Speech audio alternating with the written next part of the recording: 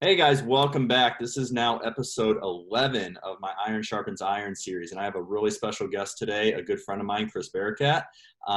Chris is a competitive natural bodybuilder. He is a assistant professor at Tampa. Adjunct over there. Professor at Tampa. He conducts research. He is in the thralls of it all. And I brought Chris on today because the whole premise of this series, as you guys know, is to give a voice back to bodybuilders. That's natural bodybuilders, enhanced bodybuilders, anybody related to the lifestyle of bodybuilding who I feel has a message that you guys should hear. And Chris definitely has a lot of knowledge that he brings to the table. So Chris, welcome. Thank you very much for coming on. Thanks for having me on, man. I appreciate it. It's been a long time coming. Yes, absolutely. Is there anything from that intro that I left out that you want to add in on that? Nah, all of that's perfect. All that's perfect. We'll kind of go down the rabbit hole depending on where this goes throughout. Absolutely. So like I said, guys, Chris is a competitive natural bodybuilder. How long have you been competing for? So my first show ever was in 2011. I was 19 years old at the time, and I essentially caught the bug. I was preparing for that show basically for a year. So I'll try to give the quick rundown on how I got involved with competitive bodybuilding. I walked into my undergrad bio class. I believe I was a freshman, if not maybe a sophomore, but it was like my first or second year of college. I believe it was my first. And my friend, who wasn't my friend at the time, I could tell this guy was a bodybuilder. He looked, aesthetic. And we just kind of started talking. He was like, yeah, I'm like 2 weeks out from a natural bodybuilding show. And I was like, oh, I didn't know that there's a difference between natural bodybuilding and enhanced bodybuilding. He's like, yeah, they polygraph me and you do like a urine analysis and stuff like that. I was like, oh, that's really cool, because I always loved weight training and working out to develop my physique. Even when I was a high school basketball player, I would be in the weight room, and I loved that just as much. But when I saw the bodybuilding magazines, I only saw Kai Green on the cover. I saw Jay Cutler on the cover. So I was like, that's not what I want to do. So I didn't know that there was a competitive outlet for me. So I went 2 weeks later to support my buddy, and I was like, wow, this is incredible. This is something really cool. And I would like to challenge myself, because I always have a competitive itch, and I wanted to have a goal in the gym rather than just doing it because I enjoyed it. So I did that same exact show the next year at 19. And I did the novice class and the teen class, and I ended up winning my novice weight class. It was bantamweight. I only weighed 140 pounds. And I won the teen class too, which I was super surprised. I was going to back out of the show 3 days out. I was going to call the promoter and tell him, hey, I'm not going to do it, because I thought I was going to embarrass myself. Yeah. But yeah, it all worked out. So what do you think you learned that was most valuable from that first experience competing, that maybe you would tell a new competitor now, or that really helped you excel the rest of your competitive career? Yeah, so there's a couple of things. Sometimes when I have a teenager reach out to me and tell me that they want to compete, I don't tell them they absolutely should or they absolutely shouldn't, for a couple of reasons. So we understand how important it is to maximize your muscle building potential when you're younger, when you're a novice trainee. So a lot of people tell people, hey, wait, don't step on stage. The stage will always be there. Really use that time to develop your physique and your foundation.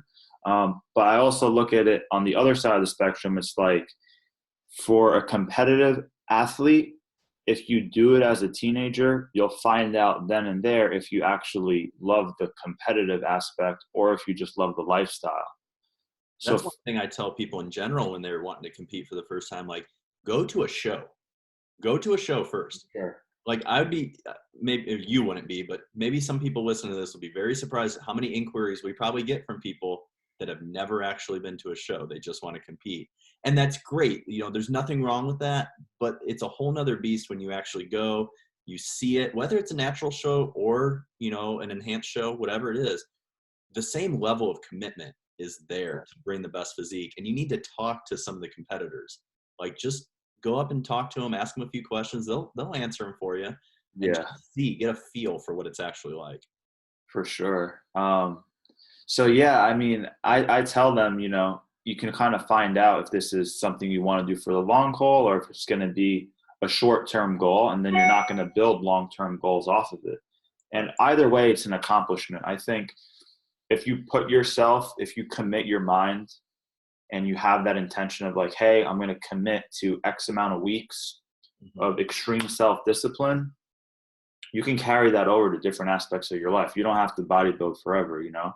I haven't competed in 3.5 years now. I don't really plan on, I mean, I might compete in 2021, but that can be a 4-year off season. So it's not something you have to do all the time, but you can take that skill set and that discipline that you develop and apply it to other things. So I think it's an amazing sport and it's an amazing art. To me, there's a lot of creativity to it, or at least you have to use your imagination, what you want your physique to look like and what you're going to do on a daily basis. You need to think about those things. It's not just going to fall into your lap. So I like the methodical thinking about it.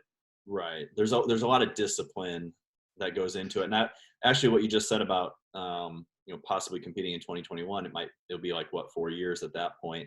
I actually literally just put up a post today about why you need to be taking a long off season, and your prime example. And honestly, I wanted to get into your stage weight, and you brought it up. You were 140 something your first. Yeah. 140 flat. Now this last show you competed in, a few years back, what were you at? 156. Okay, so that was a matter of maybe 5 years. You put on about 12 pounds or so? Yeah, believe it or not. So from 2011 to I competed in 2013, like a very short off season after. So I competed at 19 and then I competed at 21. And in a very short off season, I had the newbie gain. So I went from 140 to 154. I put on like 14 pounds of stage weight in maybe like a 19-month off season, like surplus kind of thing. Right. And then from 2013 to 2017, my stage weight only went up 2 pounds from 154 to 156. I would say I probably gained like 4 pounds of muscle mass because my conditioning was better. Gotcha. So yeah, my rate of gain was way slower from 2013 to 2017. So the reason I bring that up is because I was actually, I was with Will the other day, Will Graziano training, and I told him that Terrence Ruffin was coming on. And obviously, if you guys are watching this, Terrence's episode just aired a couple episodes back, so go watch that. But we were talking about, we started talking about Terrence and how he was like, 170s or something up there on stage, but he doesn't look that. He carries it so much different. Then we started talking about you in the same essence, because your structure, you just you carried that 156 a lot different. It didn't look like 156. It looked like maybe in the 170s. So that illusion, is created by all those years of sculpting your physique in the image that you had envisioned in your mind. And Thanks, you put muscles in the right place, and it gave you that illusion of being 20 pounds heavier. Yeah, I appreciate it. Honestly, I don't feel that way, but I understand what you're saying. I only feel that way when I hit my poses. Yeah. So I'm not someone that has great bone structure and even muscle shape and structure to a certain degree. When I'm just standing, walking around, even whether I'm off season or contest lean, I don't really look too impressive. I don't have super round bellies or anything like that. But I think my posing is slightly above average. So when I pose, some of my shots can be like, oh, there's no way he's 156. Like I probably look 170. Right. But it's really a posing illusion, I think. So posing is super important. Well, and that's the artistic form coming out right there. Yeah. And I like how you said that earlier. You consider it an art form, and I do too. I mean, I think it's a sport. I think that bodybuilders are athletes, but I definitely view it as a very artistic form. So transitioning from competing, is that, how am I trying to say this? Were you always planning on going into research, or is this something that kind of developed as you started getting through your competitive career? Yeah, man. So when I was in my junior year of undergrad, I was studying athletic training. I was more into sports rehab, where a lot of hands-on stuff, and I was going to go the physical therapy route. I worked in physical therapy clinics since I was 18, so I had a lot of experience, and that was the goal. But as I got more involved with bodybuilding, I started falling in love with exercise science and nutritional sciences. And at that time, I was listening to Lane Norton's podcast that he did with Dr. Jake Wilson back in the day. I forget the name of it now. It was like College Muscle or something like that. Yeah. Man, that was a long time ago. I don't even remember the name. Like University Muscle or something. I'm going to bring that up to him this week and see what he said. Yeah, let him know, man. Shout out to him and the whole crew back then. So I actually shot Jacob a message on Facebook at the time telling him, like, hey, I'm thinking to go the physical therapy route, but I really love bodybuilding. And that's when he told me that, you know, the University of Tampa is offering the master's program in exercise and nutritional sciences. And, you know, that lab was primarily focused on studying bodybuilding things. So I ended up shifting gears. I applied to the program at the University of Tampa, and things totally changed exactly right when I got there.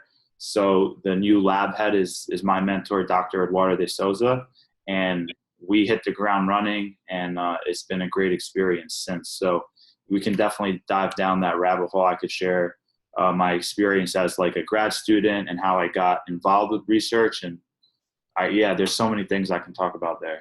Yeah, and we're gonna head there. Your story doesn't sound too much different as far as how you got involved either. I reached out to Bill Campbell the same way. I was like, this is what I want to do. What do I need to do to be in your program, sort of thing, and it just all worked out. So guys, if you're listening, reach out to people that you respect, that you want to be mentored by. The worst they can say is no, you know. Yeah. And most likely they're probably going to be flattered that you reach out to them, and they're going to try to help you out. So so let's go down that route, actually. So you came on as a grad assistant, right? I wasn't the GA. I was just a grad student. Just grad student. Okay. Yeah. You get your first taste of what it's like to conduct research and participate in it and everything. Yeah. What's something, because now you run your own research and everything.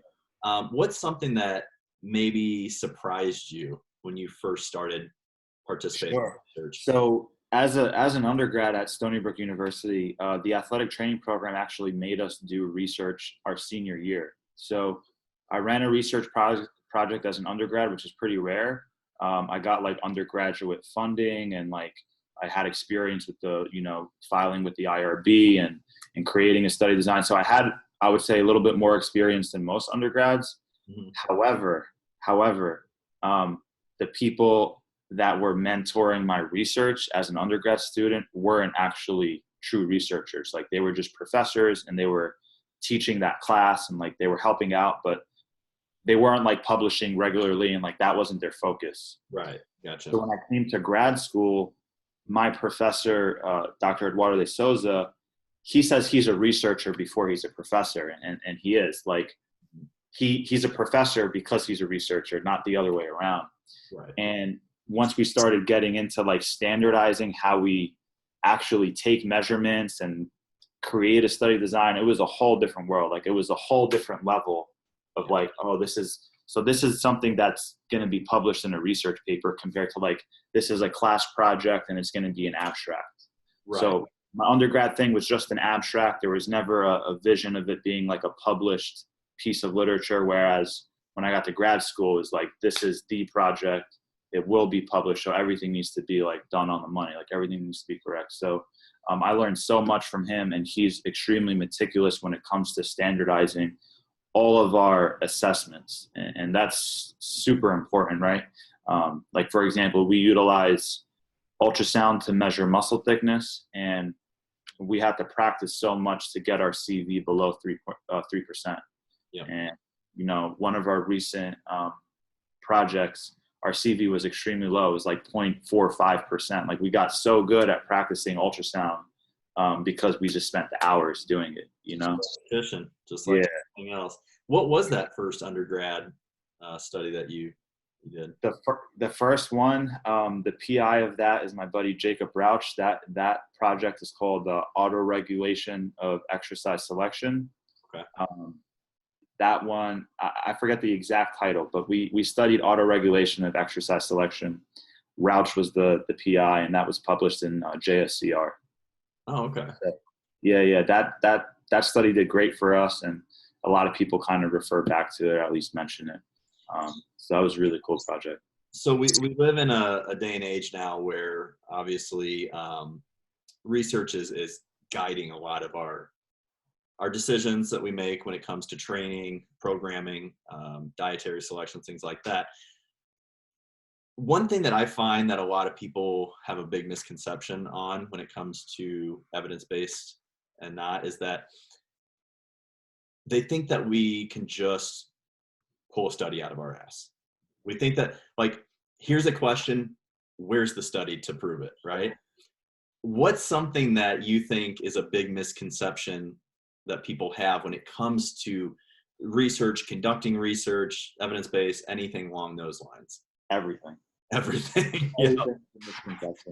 And to be 100% honest, I had the same perspective that they do before I got involved. So, man, like going back to my undergrad days, when I would hear Lane and Wilson and even Campbell and all these people talk about a research study, like if a study said that high intensity interval training burned more fat than low intensity steady state, and I heard Lane say like hits the shit, it was black and white. It was black and white answer. Hits better than lifts. Like that study says this, then it must be true. That's what the authors concluded. And then once you get involved, you understand that it's the farthest thing from that. Everything is on this huge gray spectrum, and we're just trying to find the answers still. We're trying to get a better idea. Right. But there's so much that we still don't really know, and we're just scratching the surface on it, you know? Somebody asked me, not too long after I graduated, they're like, what did you learn most in your master's program? I said that I don't know as much shit as I thought I did. Yes. You go down so many rabbit holes. The more information you learn, the more information just becomes more and more gray, because like you can just go in so many different rabbit holes. But I think when it comes to conducting research, people feel like, oh, you just go get some subjects and they're just gonna do the exercise or do the diet, and you write up about it, right? Yeah.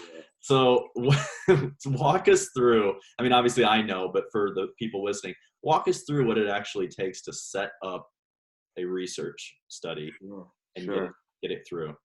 So I'll give you an example of like the first study I ever did as PI. Mm-hmm.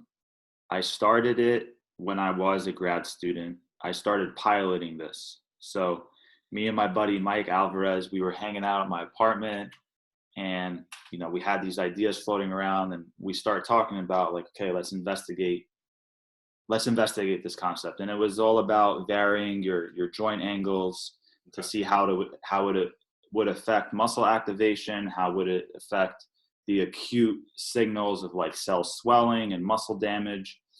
And we ran through a simple study that was investigating training the biceps at different shoulder positions at different lengths of the bicep.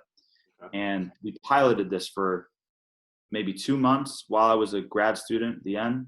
And then right once I graduated and I started adjuncting, I started running that study. This was in the spring. So like February of 2017 is when we started it.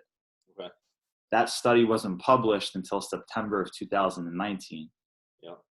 So just to give people an idea of how long this stuff takes, it takes a long time. Like we collected the data in our lab, but we sent our EMG data to a colleague in Brazil. Okay. He analyzed all of the EMG data because we didn't personally do that here. And we collaborated. I started writing sometimes, like writing up the paper, and then would get fed up with it and just not work on it for a couple months and then get back to it. And then you're sending it to the co-authors and they're making edits. So, I mean, so much goes into it. You got to recruit your subjects. You need to actually collect the data. And then when you have the data, you need to run the statistics on it. And when you have all the actual results, you need to start putting together your introduction and how do you want to present this data in the discussion? What does the previous literature say? Does your findings support what was previously done? Does it fill a gap? Does it refute what's been claimed in the past? So a lot of work goes into it, man. And that was an acute study. You do these chronic studies that we run that take 10 weeks. It takes the entire semester, and a lot of times our studies take an entire year because we use the fall semester for data collection 1, and then we use the spring for data collection 2, and we combine that data. So it's a lot of work, man. It is. And actually, you just touched on something that I think is really important to note. You said, like the chronic studies, like 10 weeks, stuff like that, right? If most people would hear that, they would think that that was a short-term study. Yes. Because I think there's a lot of disconnect between understanding how long you can actually keep subjects in a study without the recidivism rate dropping, right? Yeah. And a normal study, I don't want to say normal, but a typical study, if you can get 8 to 10, 8 to 12 weeks with subjects, guys, if you're listening to this, that's a good study, okay? That's a pretty decent length. Now, is it a whole year? No, obviously not. But you got to think these are subjects that are volunteering to be a part of this. Most of them are probably not getting paid. They might not be getting compensated for it. So you gotta make it short and impactful so that they stay in it. What is one of the limitations that you find with people when trying to recruit subjects for a study? Is it time? Because I'm sure you guys are using a lot of college students right there on campus, right? So what's one thing that makes it hard to recruit college students? Sure. I'm definitely going to answer that. But before I do, I wanted to not lose this train of thought. Yeah, go for it. So you just mentioned that, our 8 to 12 week studies, we consider those chronic studies in the literature, in exercise science at least. And a lot of people in the evidence-based world, we constantly talk about periodization. Mm-hmm. And my mentor, makes a great point when he says, we're really not studying periodization because all of our studies are essentially looking at mesocycles. Yep. It's not like we have 30 subjects for 12 months and we're doing this for this mesocycle and this for this mesocycle, and we have another group periodizing their training in a different manner. Right. So we're actually taking our microscope in at mesocycles, and then we're trying to make claims on what's an optimal periodization scheme for something much longer. Yep. So I think as coaches, you and I, a lot of the data that we have for our N=1, when we pull all of that and we're able to connect the dots, that's more valuable to me in so many ways than a lot of these other research projects are, because of the timeline of the information we're getting. Whereas if we work with a client for 6 months or a year or 2 years, I have a better idea of what to do specifically with them. That's not going to be based on what this 8-week study did. Absolutely. So, I think science is a starting point. We use this research as a starting point, but there's some people out there that are very just evidence-based, and they're like, everything's got to be by a study and by the book, and whatever this says, it's got to go. And there's got to be room for flexibility. That's where the coaching comes in, right? Like, we are evidence-based coaches, but we also use logic and anecdote, what works. So you have to use these studies. If you guys are out here, watching this and reading studies and trying to figure out how to conduct your own training, set it up, and your own nutrition, understand that it's a starting point. It's based on averages. So you have to be willing to be flexible during it, but you also have to give it a long enough time to see if it works, right? You can't just be jumping from things week after week because it's not working. You have to just take the data and implement it, give it some time to try. And if it's not working for you, like Chris said, you're an N=1, you're an individual. There are obviously outliers in every study. So you might not fit exactly into whatever the data is pointing to in this study, but evidence-based is definitely a good way to start. Yeah, I was chatting with Cassim Hansen yesterday from P1, and he used 2 terms that I really like. He used evidence empowered versus evidence inhibited, or evidence like narrow-minded, or something like that. I like that. I really like that, because I think a lot of us are becoming closed-minded, and our perspectives are getting more narrow.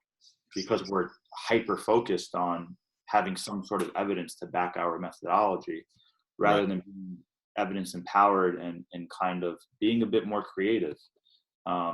So yeah, that's super important. And then in the research world, I feel like there's two camps of scientists. I've spoke to certain researchers that say like a lot of bodybuilders are stupid. I'll just say it straight out. Like their approach is stupid. They, you know, you can put the bro science label on it. There's no evidence behind what they're doing. But I've also spoken to a few researchers that aren't bodybuilders and don't really live the lifestyle. And they have a really refreshing perspective where they've asked me, hey, bodybuilders know how to build muscle. That's what they do. I want to take what they're doing and study it and get a better understanding of why it works. And I think that's a much better perspective to take.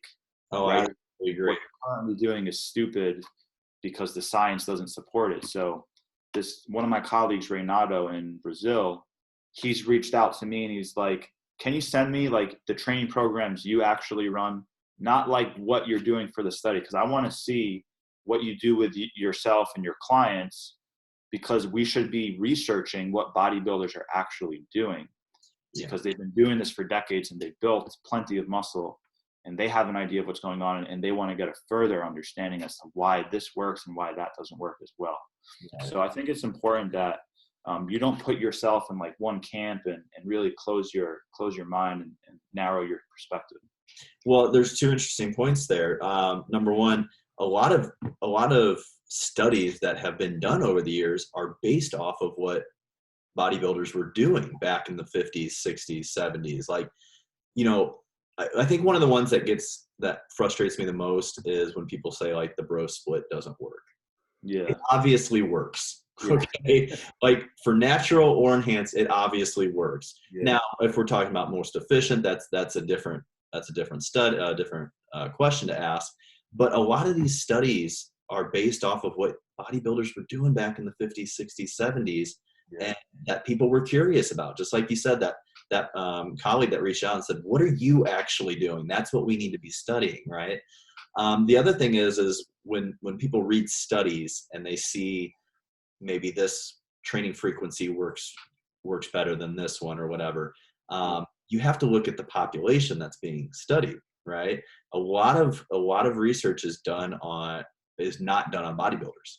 So if you're a bodybuilder and your goal is to build maximal amount of muscle, you need to take these studies with a grain of salt. Like sometimes, yes, there's going to be great principles that you can apply. Some of them, they might be for like weekend warriors, right? Or complete newbies to lifting. You have to understand. So what are some things that people need to look for in a study to designate it a good study to actually take some information from? Sure. I think obviously getting a better idea of what the demographic actually was. You can see studies utilize the term resistance trained individuals, and then you actually look at their strength numbers and like they're only squatting, 1.3 times their body mass or something for a 1RM. You're like, okay, they might have like experience like going to the gym from time to time and weight training recreationally, but they're not really that strong. So they're not even really an intermediate. So it's important to kind of understand what the demographic of the population is. But something that's interested me over the years is every study, regardless of what group subject X is in and subject Y is in, everyone within the group responds quite differently. And I find that extremely fascinating. So even though the group mean, might state that this condition or this group was better than the other to a certain extent, there's still outliers in both groups. And that's always kind of tickled my curiosity more than anything else. Right. Like why some people are hyper responders and why some people aren't, things like that. Yeah. Like that's super important. And I think a lot of times people look at research to get an idea of what's likely for them to achieve, where that can potentially limit what you're actually able to achieve. Like, why can't you achieve more than the group mean of this study in a 10-week period? Yeah. Why can't you be a high responder or an outlier, right? So it could go both ways. I think some of the people that pay attention to the research a lot would be probably better off just focusing on the foundational principles more than getting really caught up in the nitty gritty. Do you think, and I'll explain what I mean by this question. Do you think studies out there have made people soft in the gym? And what I mean by that is we see certain studies out there that show, you can go to within a couple reps of failure and still induce hypertrophy. You can go down as low as 30%, 25, 30% of 1 rep max with BFR and induce hypertrophy, right? Just certain things like that. Do you think that people kind of have this in their mind that, oh, I don't have to go balls to the wall to build muscle? And I guess on one hand, that's a good thing, right? Yeah. Because it definitely limits some injury risks. But at the same time, I think that people get too comfortable sometimes with the science and not pushing themselves hard enough in the gym. And then they sit back and complain about not making any progress, right? So what do you think about that? I agree wholeheartedly with that statement. I also agree with the evidence where it states, if you leave 2 reps in reserve, you're going to produce extremely similar results to taking that set to true failure without accumulating as much fatigue. I totally agree with that. The thing where that gets misapplied is if you've never been a subject in the research studies, you don't know how hard they're actually being pushed. Mm-hmm. At least from what I've seen, in my lab and how my mentors kind of taught me from day one. When we have subjects train with 2 reps in reserve, they're actually training with 2 reps in reserve.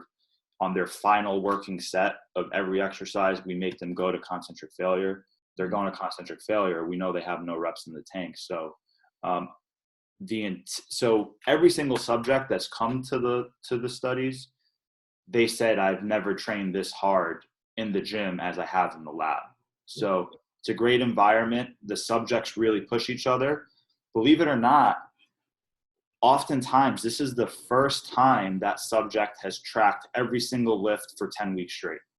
Oh, a lot of them, track their lifts from time to time, but they're not logbooking every session. And now this is the first time where they come in, they get their clipboard. It has everything they're doing for the day, and they have last week's numbers and they want to beat last week's numbers.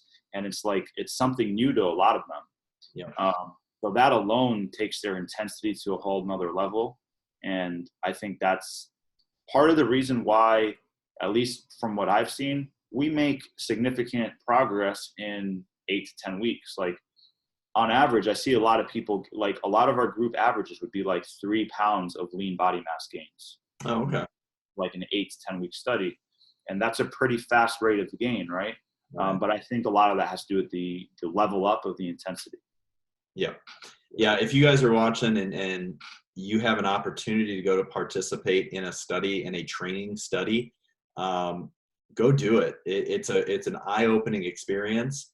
There's good and bad aspects of it. Obviously, your other training is going to be limited as to what you can do during that time period of the study for the validity of the study, obviously.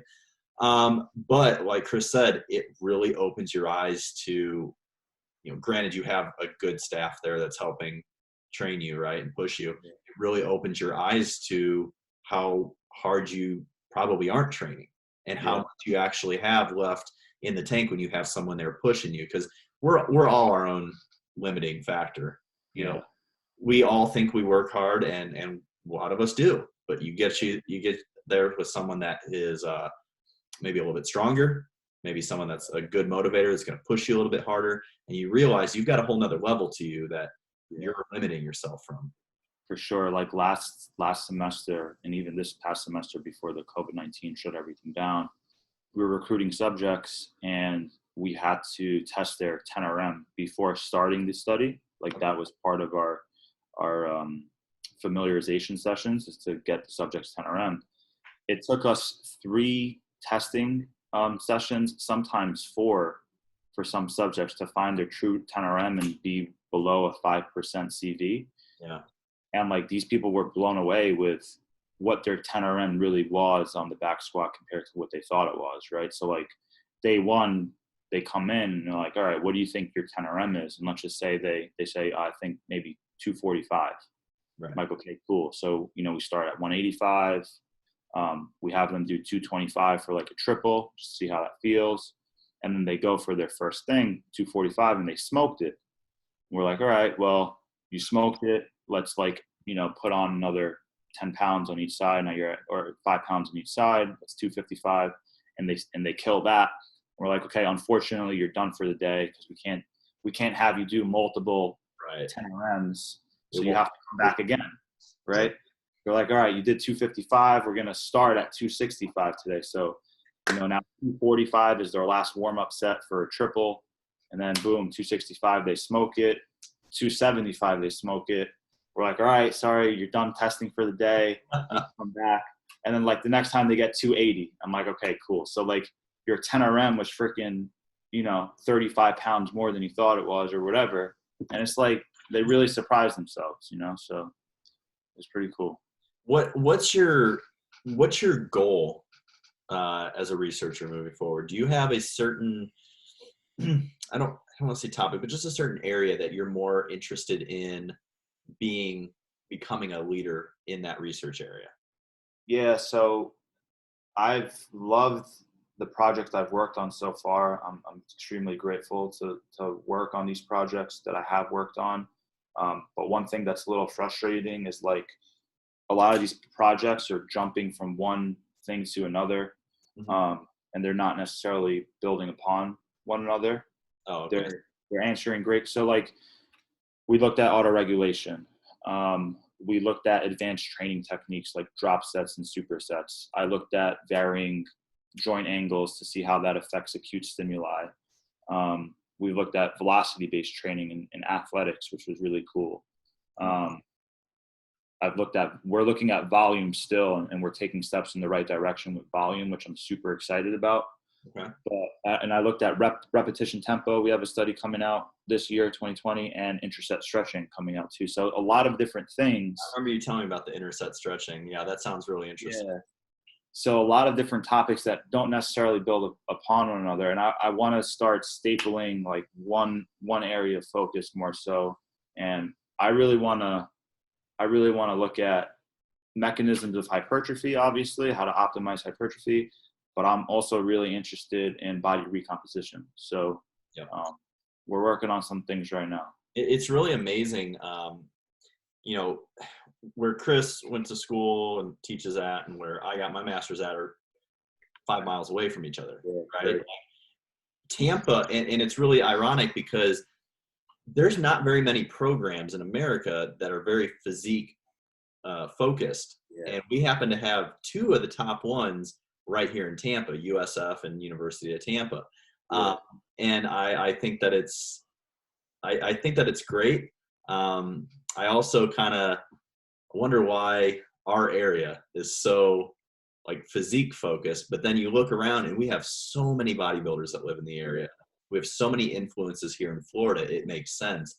But if you guys are looking for a university to go do your undergrad at, your master's, you want to get into this, highly suggest USF and University of Tampa.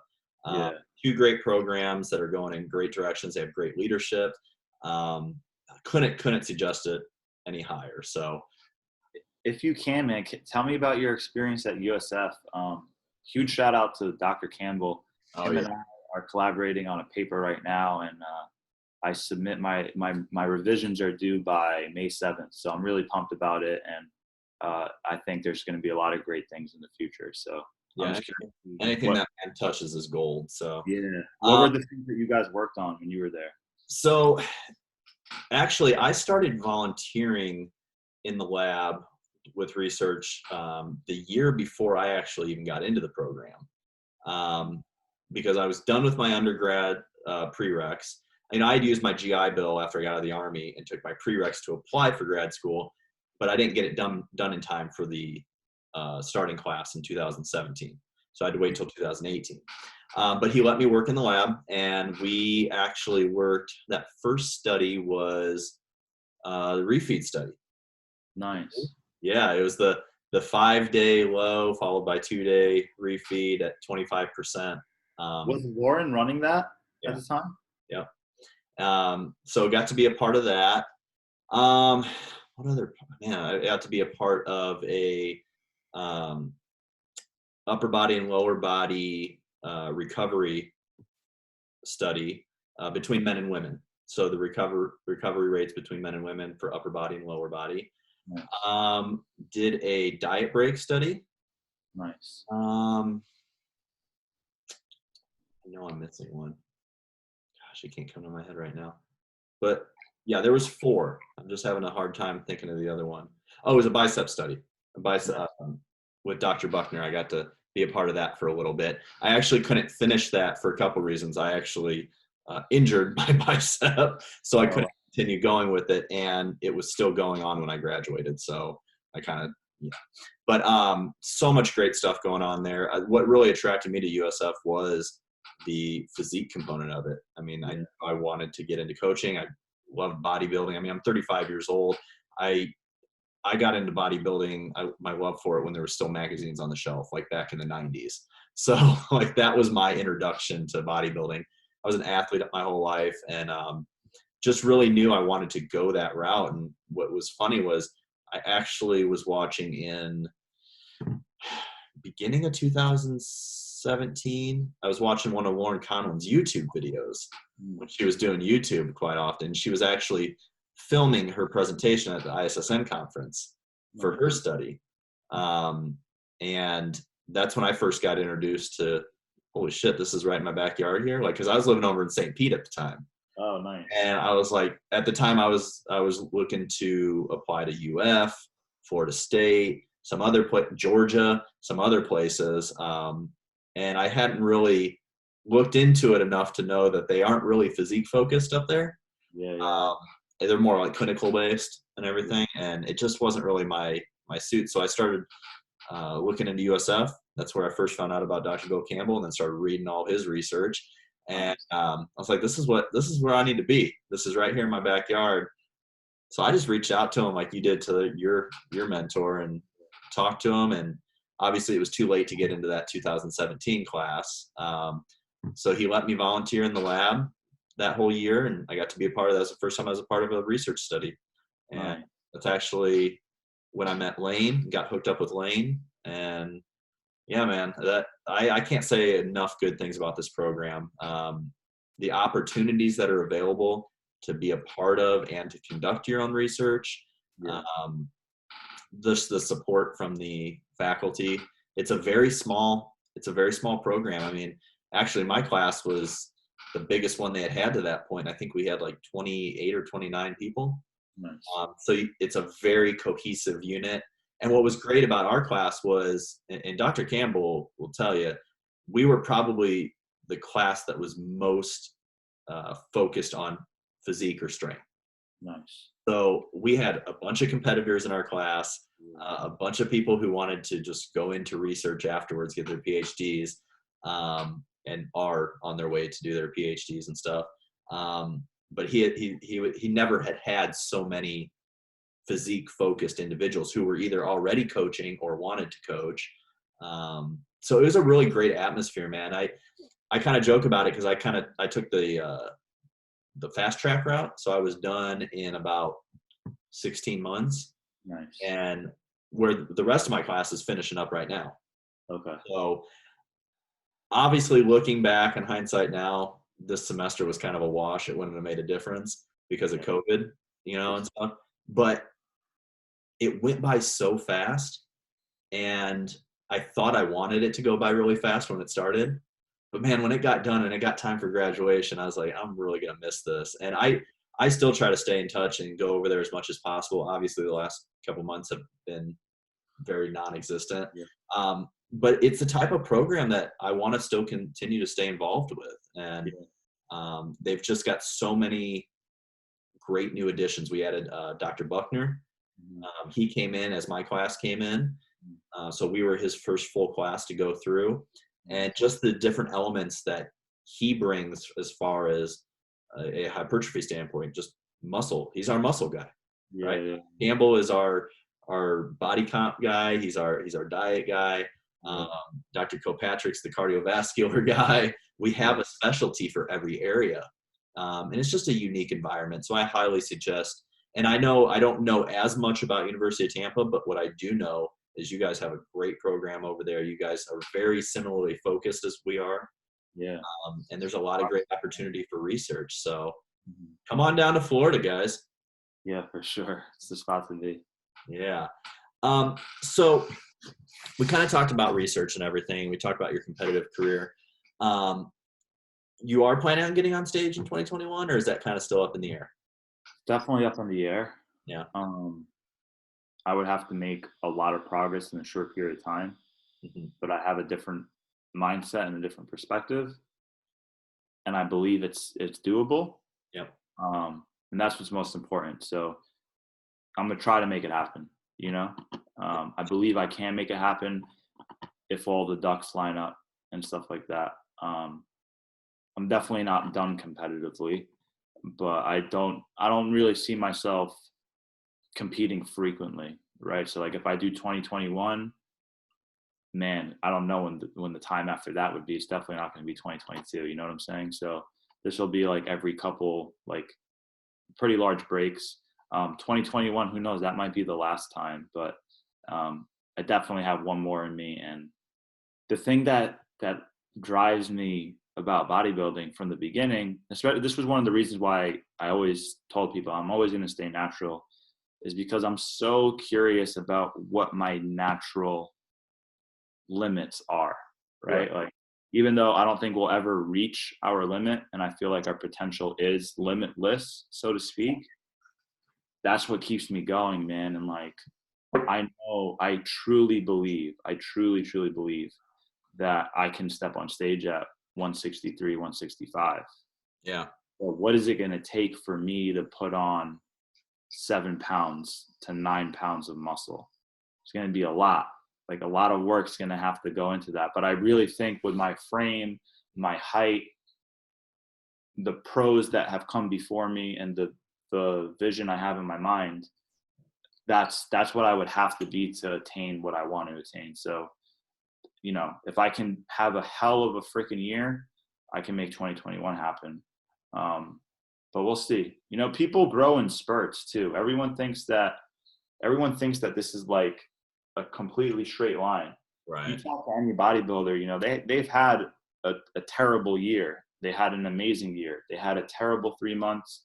They had an amazing 3 months. So people do make significant gains in spurts, and then kind of have regression periods, and then they get maintenance, and then they kind of progress again. So the road is all up and down, and it's definitely not a straight, consistent line. But if I could have a great year, I would love to make 2021 work. It would be cool to make it a decade, right? So September 2011 to September 2021, I would compete in a September show. And take off until 2031. Yeah, something like that. Exactly. So you would say, actually, that kind of answers one of my questions. I was going to say, what drives you to compete? What drives you to do this? And it sounds like it's just that never-ending pursuit of finding your potential. Yeah, and it's changed over time, man. When I was young, a lot of this kind of came from like a self-conscious standpoint. When I was a kid, when I was really young, I practiced martial arts, and my nickname was Little Chris. And when I was in 5th grade, I had a crazy teacher who was in the Army, and every single student had a nickname, and my nickname was Little Big Man. Yeah. Right. And like this whole little thing like was with me since I was a kid. I was always skinny, yada yada yada. So that's kind of played a role. At first, like that was definitely a bigger motivator. Now it's a lot less about me, and it's a lot more about like leading by example and showing people what they're capable of. Right. And trying to like honestly inspire people to not put limitations on themselves. So if I can demonstrate this is what I used to look like and this is what I currently look like, my physical change happened because of mental transformation. 100%. My beliefs changed, right? So I think that's really important. Like back when like everyone would share Transformation Tuesdays and they're just putting their physiques up, I'm like, there is so much more there than a physical transformation. It's insane. Because most of my clients would tell you I spend more time probably going over the mental aspects week to week with them than I actually do anything physical. yeah, it's like therapy. I mean, the coaching aspects, like you're like their therapist in so many ways, but 100%.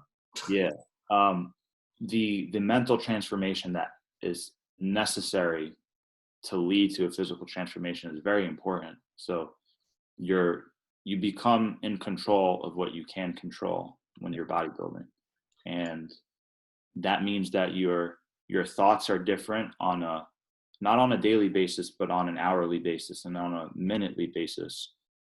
Your habits totally change, and that's really what leads to the physical transformation. But I would like to inspire people that whatever thought processes they're stuck in, or whatever habits they currently have that they might not really like, they really do have the ability to change that as long as they commit to it and their intention is aligned properly with their action. You couldn't have said it any better, man. The mental strength that comes from bodybuilding and just from seeing change. I mean, you kind of know a little bit, but like I nearly died from an eating disorder years ago, and I was in a really bad mental place. I abused exercise and nutrition to deal with other stuff when that was my love and everything. But then as I started getting healthy and I started viewing it in a different way, bodybuilding really saved me. Yeah. It really helped because it not only gave me a vision, it gave me a goal, but it was something that I was passionate about. But the lessons you learn along the way are about yourself, about what you can endure, what you're willing to work for, how much you believe in yourself. All of this stuff really gets magnified by bodybuilding. That's one of my favorite parts about it. The physical transformation is great, right? Yeah. But it's everything in between picture one and picture two, that really makes a difference. And I think that's, if more people were invested in what they can internally get out of bodybuilding as opposed to externally, I think that they would view things in a whole lot different way. And I think that other parts of their life would really, really take off. Because I know it did for me. I'm sure it did for you. I would not have gone on to get my master's if I hadn't developed that mental strength from bodybuilding. I wouldn't have found my wife. I wouldn't have bought a new house. I wouldn't have been able to do all this stuff, create a business. And if it wasn't for that mental strength, and bodybuilding has so much more to offer than even just the external stuff. Your post was extremely inspiring, and your story is really inspiring. I don't know you too much on a personal level yet, man, but I was really inspired and happy to see that you made the life transformation and utilized bodybuilding as one of those tools to do it. I appreciate that, man. Thank you. For sure, man. Super cool. Should be an inspiration to anybody who basically hears your story and becomes aware of it, because everybody has their personal battles within, and when you see someone else overcome theirs, it just gives you a small sense that, oh, I can do it as well, and that's really important. Absolutely. I was going to start talking. I was actually going to ask you about what's your mentality when it comes to competing and all that, but we've just kind of pretty much hit on the whole mental aspect of bodybuilding in general. But when you do enter a prep, when it is time for Chris to get into prep mode, take me through a little bit of what your mindset's like during that, because there's a lot of people that want to start a prep for the first time, but they have all this other stuff that's kind of like clouding them and getting in the way and stuff. And although there's no perfect time to start a prep, right? We all have busy lives. How do you have to adjust and focus your mind to get deep into that prep and get the job done? Yeah, so it's evolved over time, and I know my next prep is going to be way different than my last prep, and I'm really excited about it. First time around, it was about proving to myself that I can commit to this, and I can commit to the process. And it was just it was a challenge to myself. That was the first thing I wanted. I've always had a competitive mindset. A lot of times internally, I wanted to be the best version of myself. But when I was younger, it definitely was more about winning on stage. Mm-hmm. In 2011, it was about proving it to myself. Once I didn't expect to win at all. As long as I placed and I didn't get embarrassed, I was happy with the outcome that first time around. Right. As long as I just fit in, I just wanted to fit in, man. And I almost pulled out because I just didn't want to get embarrassed. I didn't think I would fit in. So once I had a little bit of success, it changed my perspective. And I was like, oh, I won this show. I want to keep winning. Like, I want to progress. Now I want to climb the ladder. So instead of being content, instead of being content with being, just in the middle of the pack, I was like, all right, let me see if I can climb the ladder, because it was empowering in the sense that I played team sport, and I genuinely feel like I practiced way harder than all my teammates at the time. And I did this year round, where a lot of the other athletes did it seasonally. Bodybuilding gave me the opportunity, like, this is all on me. So when I win, it's because of me. When I lose, it's because of me. And that's good and bad. That was a very immature mindset in some ways. Right. So in 2013, at just 21 years old, I'm like, oh, I want a pro card. Like, I'm going for the pro card. And I won my weight class, but I lost the overall. So I fell short of my pro card, had a couple tears backstage and this, that, and the third. And then 2017, I was still like, I was definitely I wanted to win, but it wasn't about beating other people. It was about just like, my best is going to be enough to win. Right. So it kind of transformed. And now moving forward, it's not really about placing and beating people. It's just really about being the best I can be.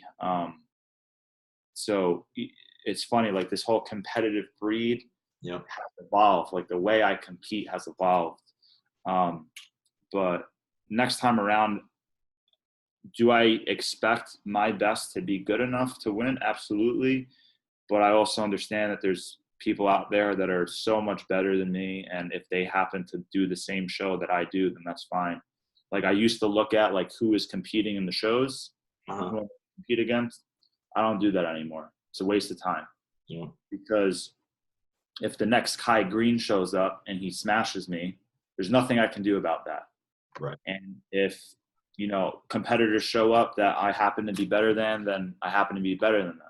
So I no longer get too concerned about the placings, and I totally understand that bodybuilding comes down to who shows up that day.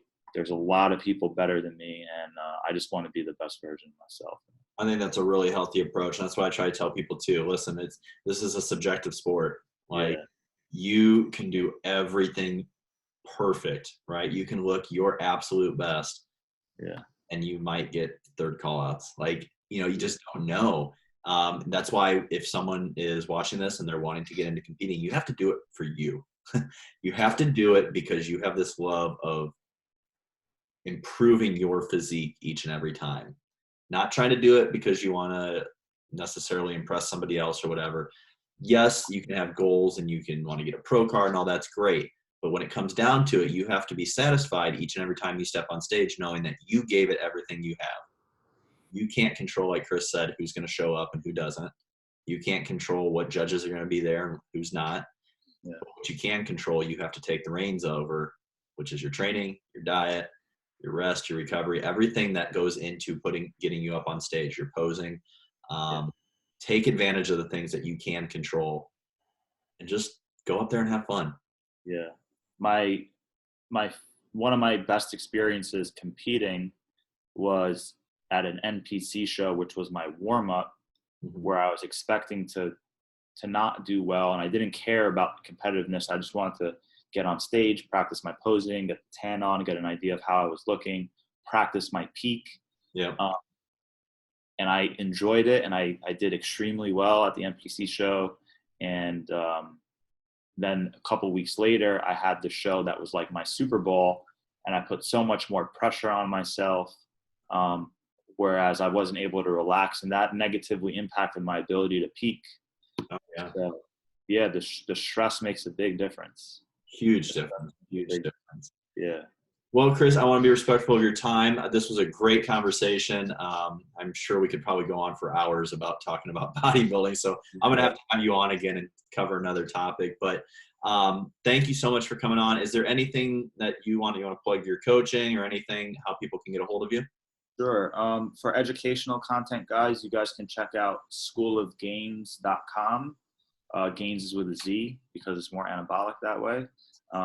On there, you'll find a lot of free educational content, from articles to the published research that I've been a part of, to videos, and all the podcasts that I've been a guest on. I eventually link it on there, so I'll put this up on there as well.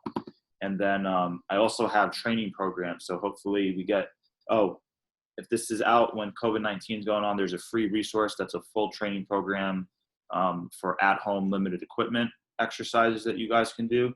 And then I have other training programs for when we do get back into the gym. And I also have a nutrition guide that I collaborated with Jeff Nippert on that I'm extremely proud of. So there's a lot of things on there for you guys to check out. And then if you're more of a competitive athlete, check out competitivebreed.com. And you guys can find me on Instagram. It's just my full name, @Christopher.Barakat. And I'm going to link everything in the description box below, so it's easy for you guys to get to. Chris, man, it's great catching up. It's been way too long. Hopefully this all clears up soon. We can get some training in. Yeah, man, let's get together in person sooner than later. You got to come to the lab too. Come down to the UT, and we'll get a lift in, and we'll hang out, get a bite to eat, and all that. Sounds great, man. Thank you so much. You enjoy. Take care. Stay safe, and try to get some training in. All right. Yeah, thanks, man. Likewise, and thanks for having me on again. Oh, my pleasure.